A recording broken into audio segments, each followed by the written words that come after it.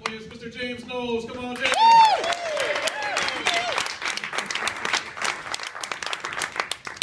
Thanks a lot, everybody. And thank you very much, Glenn, Roger.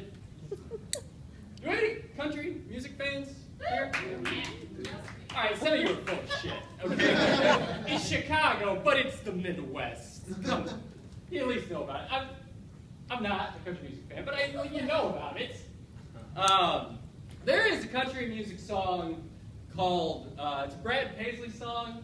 He sings it with LL Cool J called Accidental Racist. Anybody know about it? Okay, good. If you don't, just from the title, you know what the song is. It's Brad Paisley explaining all these reasons why he's not racist, and they're all pretty racist. It's a really bad song. It's a terrible song. And it's one that I want to make fun of so bad. I really would love to just mock the shit out of that song. But in all honesty, I don't feel like I can. Because one time, I was an accidental racist. It's true, I was. A long time ago, but it still happened. All right, so I grew up in a very tiny, quaint Midwestern town that was very white. It was a very white Midwestern town. But there was one black kid in my neighborhood. There was one black kid in my neighborhood, and we were friends.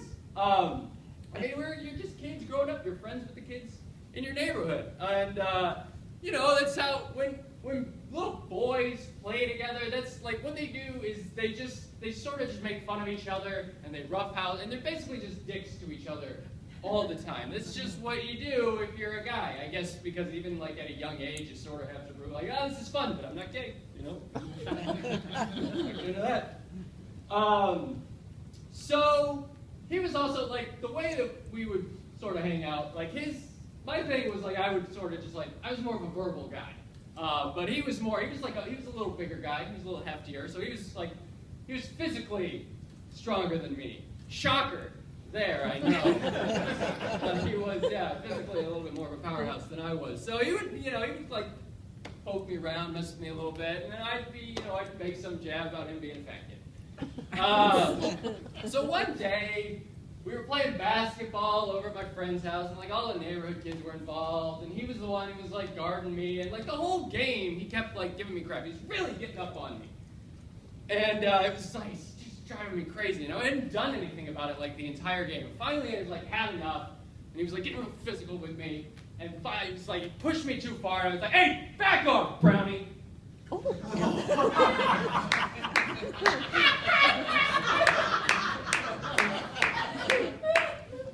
Now, that was intended to be a comment about his weight. But I could tell immediately from the look on his face, that's not how he interpreted it.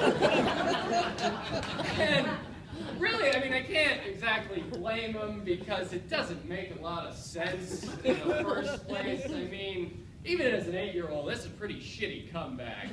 I mean, to call a fat person just a snack food, I mean, in hindsight, I really wish I would have gone with, like, donut or something, but I like that alliteration, the bees, back off, Brownie. That, just couldn't pass it up. And I was, like, in the moment, it just popped out. So, like, after he gives me the look of, like, then my brain starts to realize what's happened, and things like fall into place, and I'm like, oh no.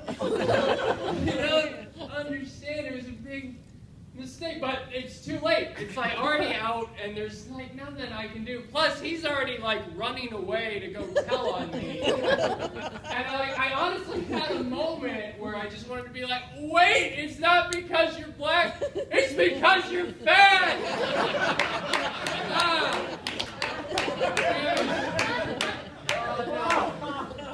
So like, that was also like my first experience with like a grave misunderstanding that's just pointless to try to explain. Like, there's no way I could talk myself out of this. Like like the best case scenario is like I can tell people what happened and they believe me and they think I'm an idiot. Like that's the top. And so like, I'm still like standing there on the basketball court and like everything is stopped. Clearly, there's no more activity, and everyone else is just like looking at me.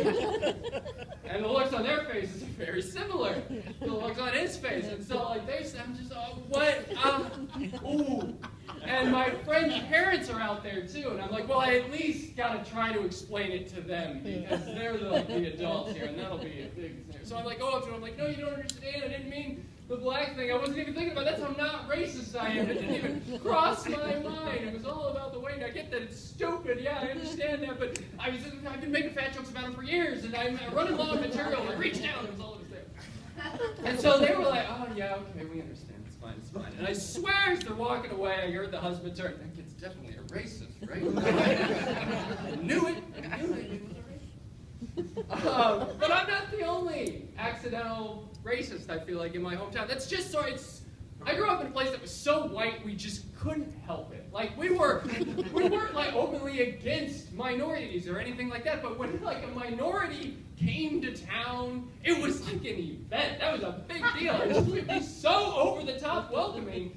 That in and of itself is like a little racist. It's just what it like, oh my, it's like Brendan Fraser in Blast from the Past when he like comes out from underground after 40 years. He's like, oh my lucky stars, a Negro. That's how that hometown reacted. And I think honestly, like as like a minority, if I would have walked into town seeing that, I would have been like, oh my God, this is what it's like when they're nice. Let's get the hell out of here. At least when they're mean, we have an excuse to get away from them. That's gonna do it for me. Thanks a lot, everybody.